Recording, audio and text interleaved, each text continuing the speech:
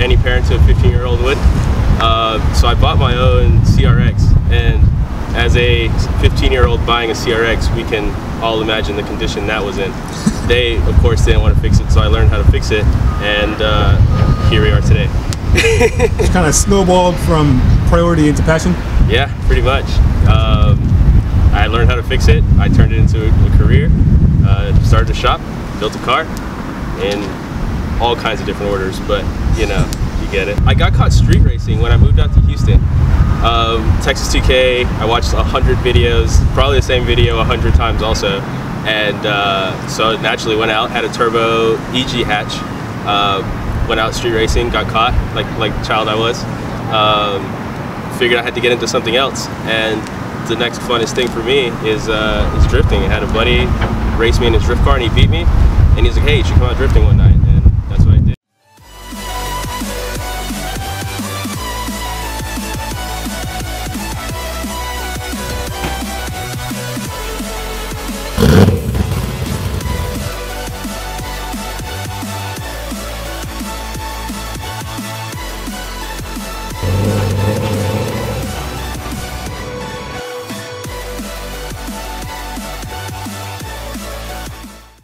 The car started out, it started as my daily driver. I told myself, I'm not gonna mod it. I'm not gonna do anything to it, I'm just gonna drive it, I'm gonna keep it reliable. Well, I went out drifting in it. Blew the motor, put another stock motor in it, told myself, all right, that's it. I'm not gonna drift this car. I had a 240 at the time I was drifting, and you know, that broke. It's a 240. So we put another stock motor in it, in the BMW. I was like, well, it kind of needs coilovers and some wheels, so I did coilovers and wheels, and it didn't do good donuts, so I welded the diff. You know, blew that motor, ended up with a 1J in the car because I was tired of the BMW problems.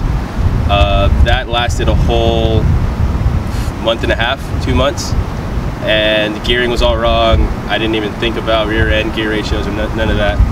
I started working at an LS shop, and they just threw the idea, hey, we have this LS, you should LS swap your car. And my car's been LS now for about 4 years.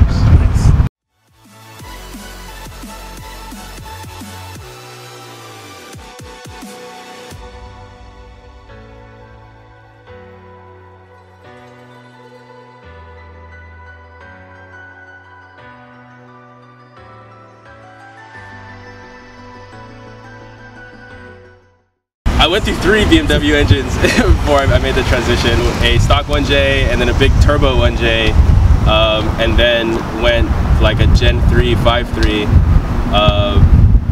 probably about 6 of them because we were learning LS oil starvation issues. And then built an LS6, traded that for an LS3, and that's the primary motor that's usually in this car. But after I popped the LS3 and realized how expensive a built LS3 was to fix, we went with a Gen 4 5.3 in it that's high compression with the cam and makes solid power. Right now, we dynoed it last Friday. It made 410 and 440. Awesome. Yeah.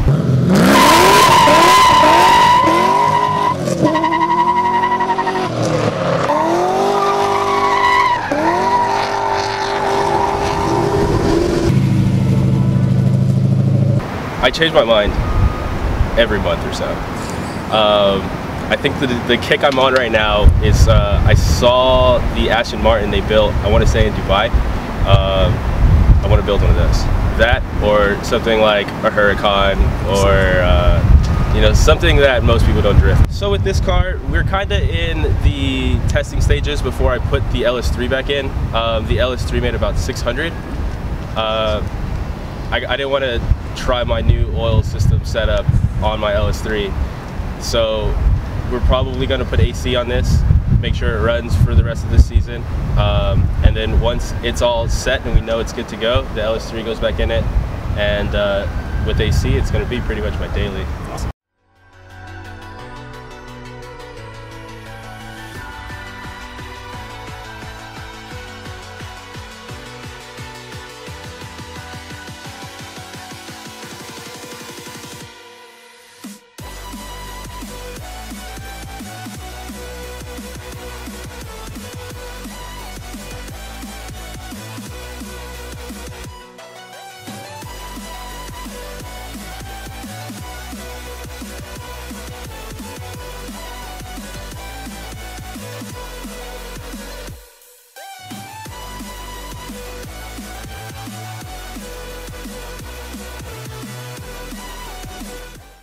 So this is a Gen 4 5.3. We shaved a little bit off the heads. We threw a Brian Tooley cam in it with the Brian Tooley dual valve springs. The car's on E85. We made about 410 horsepower. Other than that, it's pretty stock motor-wise. I'm running a TR6060 transmission and an M3 rear end. The transmission's fully stock from a 2014 Camaro. Oh wow. Yeah, 2014 Camaro, and we're running a twin disc McLeod. Nice. Suspension is a, it's what we're working on right now.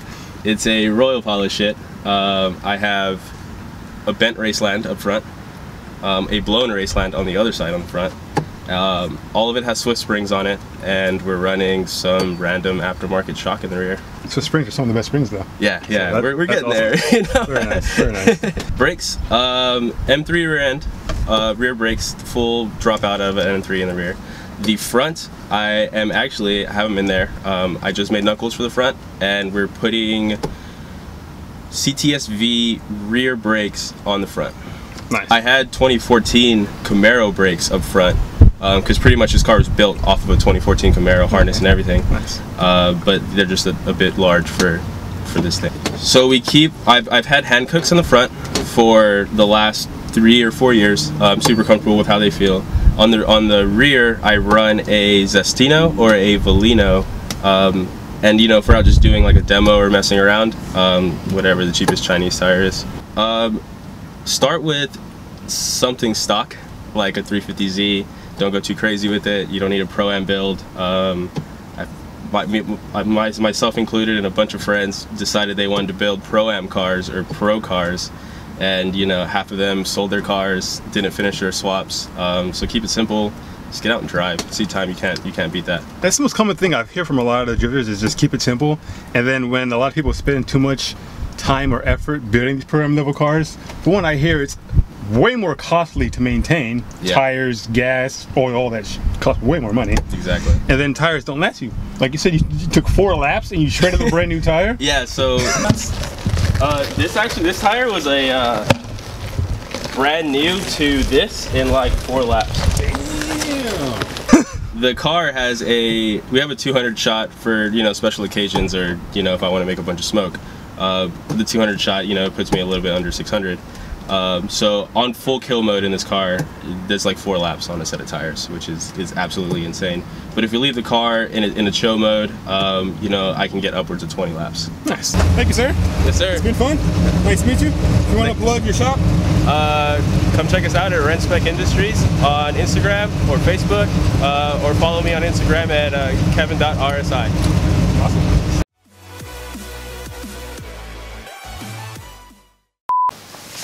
I gotta say, these new shirts are really nice. I can't wait for you guys to get yours. We got them in 3 different styles. So actually we've got them in 5 different styles. I just threw it on top of my head right now. We have the tri-blend tee. That one's gonna be more of a heathered, it's poly, cotton, rayon blend. It's also more of a slim fit, so it fits you nice and tight for those tall, slim guys like myself. We have your comfort tee. That's going to be more of a, I should wish my face was cut off, more of a 100% cotton, premium cotton. And that one's going to be more of your regular classic fit, or your regular fit I should say. And then we have, of course, the classic tee. That's going to be more of your regular standard, more of a thin t-shirt. And that was going to be also a regular fit. Oh, and I might add, the tri-blend is the thickest, so if you want a thick heavyweight shirt, that's the one to go. If you want something that's kind of in the medium, go for the comfort. And if you just want a nice thin lightweight shirt, if you're in a hot environment, you're going to be moving around a lot, then you just want the classic tee. So hope you guys enjoy the shirts. Actually, I know you guys are going to enjoy the shirts. Anyway, let's get back to the video. Oh, and I should add that the sizes we have them ranging are actually quite wide, pun intended. So unless you're getting the tri-blend. Tri-blend is only small to 2XL, and then the comfort is going to be small to 5XL, and the classic is also going to be small to 5XL. So there's a wide range of shirts, and I hope you guys enjoy. Well, that's gonna wrap this video up. I realized I never shot in the proper outro, so I'm doing that right now. Thank you guys so much for watching this video. I really hope you enjoyed it. We really hope you enjoyed it. We worked really hard on it. We made it with some new people, getting out there and doing some more things. So leave the video a thumbs up if you enjoyed it. Comment below your favorite part of the build or of the video itself, or just any comments you might have on the video.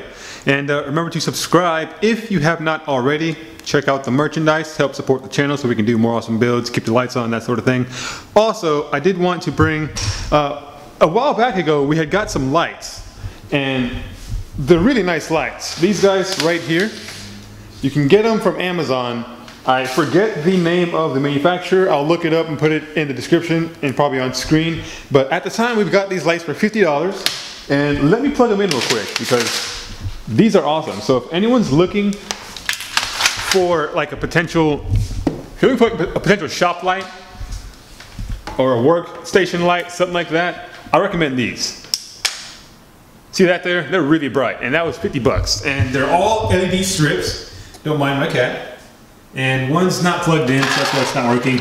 And these, it's even got some damage, and it still works really, really well. So just wanted to plug that. We have an Amazon link. It's a little affiliate link, so we do get a small kickback from that. So if you do want some good lighting for your garage, for your shop, for your warehouse, your storage unit, for your bedroom, whatever it may be, check these guys out. Links in the description below. Thanks a lot. It really helps us. Remember to go out there, do something awesome. Peace.